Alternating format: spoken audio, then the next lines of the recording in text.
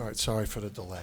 I wanted to see a couple of plays just on the iPad before I commented on anything. Hey, I credit St. John's. I think, it was the exact type of game we thought it was going to be.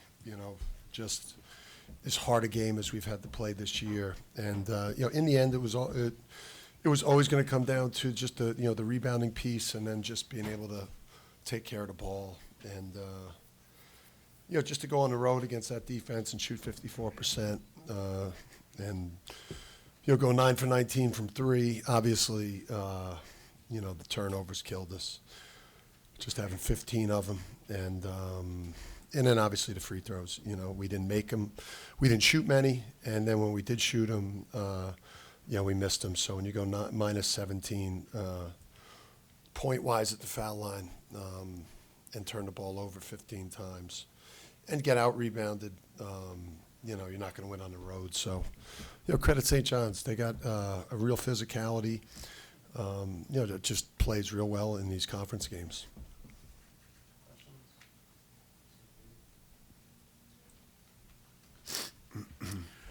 Yeah, I guess, Dan, given their physicality, does this free throw discrepancy kind of surprise you there? Or, and can you tell us what you were looking at on the iPad afterwards? Will you pay the fine? How many reprimands am I on right now?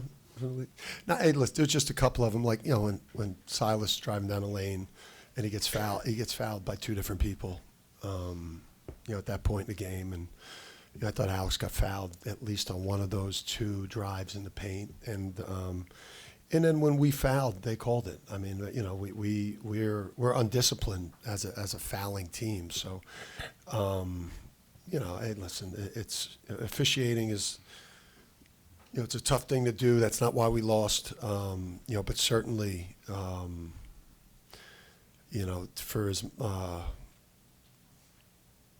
for the way that they play defense, especially with that pressure, where they make it, really hard to enter the ball because of the manner in which they're guarding. And I thought we handled it pretty well. If you really look at it, Silas, who's changed our whole complexion of our season this year, just had one of those games where he did a lot of things great except, 9 turnovers. So, that was the story of the game. I think even shooting 55% from the field, Taras has, a chance to get a 3-point play, and like these critical moments, and goes, instead of getting 3, you get an 0 for 2.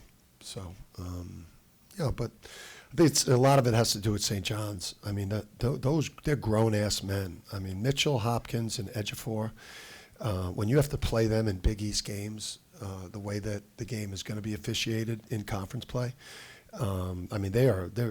they're built for Big East games. Dan, I know you're still processing this loss and the calls and stuff, but you are going to play them at least once, maybe 2 more times. Yeah. How much does that kind of amp up the rivalry and the emotions going forward for these future games? Yeah, I think what a lot of folks overstate is how much you think about future games. I don't even know who I play next. I don't know if I play on the road, and I hope no one in here tells me, because I really I'd like to find out in the morning when I look at my iPad and the GAs put the next team's games on there. So you really don't look ahead. You're really just dealing with the next game. We've had an unbelievable run. We haven't lost in months. As much as we turned the ball over and put them at the free throw line, and the second half defensive collapse, we still had our chances to steal it, and so we'll move on to whoever we play next, and then we get a couple days out from the next time we play these guys. We'll get ready to play these guys again. Dan, just moving forward in games like this, how important is it to get a little bit more out of the bench when obviously the competition goes up?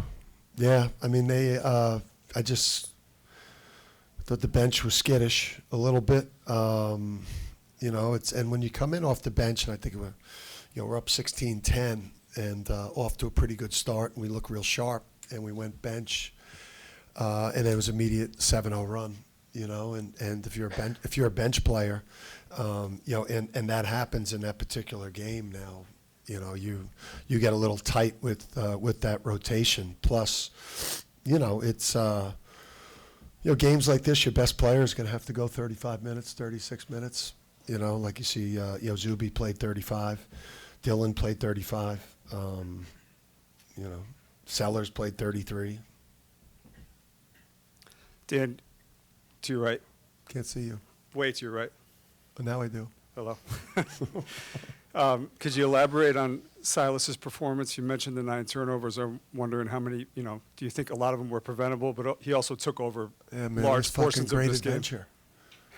Right, it was great adventure. It was a roller coaster ride. I mean, it really was. I mean, he had some incredible plays. I mean, you see the difference between, like when we played against this team last year, just how much, you know, how we get forced into this kind of merry-go-round offense, and you see the pressure he puts on the paint. It was just, you know, we tried to prepare him for Darling. You know, Darling loves to kind of bait you into, he kind of times your dribble, times the cadence of your dribble.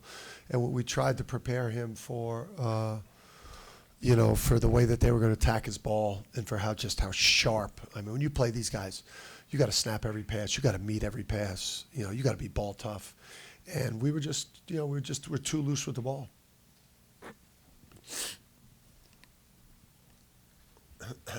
Dan, kind of building on that point, can you explain the different dimension that Darling gives St. John's when he's on the court playing point guard? Yeah, he's a great point guard. You know, I know that guy is a heck of a player. And to be able to do what he does, which is like, you know, whatever his minute situation is game to game, when they need that guy to step up, I mean, he made a huge difference in that game. I mean, his ability to, you know, the paint, midi, the lefty drive, you know, Solo wasn't into the ball. He hits a 3 off the dribble. He gets to the foul line. I mean, he made things tough on our guards. I mean, that guy's got good size. I mean, he's a tough guy. That guy's he's a really good point guard. Dan, over here. Braylon obviously started out well, but then I think he took made one more shot in the second half. Was that just a combination of the matchups that they threw at him with Mitchell and all those guys and the ball security issues and all that? Or? Yeah, I mean, a lot of these games is matchups. I mean, a lot of how you play against people is how teams are built. And, you know, I just thought the way, you know, they were a little short with some closes. I don't think that they, in the first half, kind of timed up how quickly he gets shots off and the distance he shoots from. And I just think that you know, he needed to, their adjustment they made was they ran at him a lot faster, and he needed to just mix in some shot fakes. You know, he needed to use his eyes and his shoulders, and you know, he's a young player, and this was a big spot. I mean, this was an intense game. It was not. I know I think Coach might have been off on the ratio of the crowd. You know, I looked around during the anthem. I saw a lot of red. I saw a lot of red. That felt like a real road game. Coach, to go back to something that you said earlier, can you just elaborate on the disruption that St. John's defense caused to the flow of your game with 15 turnovers tonight and just the flow throughout? Yeah, I mean, they make it. You know, listen, you know, it's a incredible. I mean, literally, you got to be in great shape to do what they do. I mean, for them to deny the ball in the front court the way that they do, and then the discipline to have not been fouled, not be called for one foul the entire game, the way that they face guard, and you know, they're handsy, and again, but it's a Big East game. But I would say that just, you know, it disrupts your ability to get into what you want to do offensively. But I think that, you know, again, we shot 55% from the field. We shot 47 from 3. Our turnovers didn't really come against the pressure. Our turnovers came, you know, just Darling making a great play on the ball. You know, Mitchell stealing, you know, a breakdown in execution, getting a pick 6 there, you know, in the front court. You know, I didn't think that we turned it over because of their pressure. I think we turned it over because we lost our fucking mind a little bit. And they have great defense. I mean, that's a top top 20 defense, easy. I mean, they're hard to beat. We good? We good? Bus time. See ya.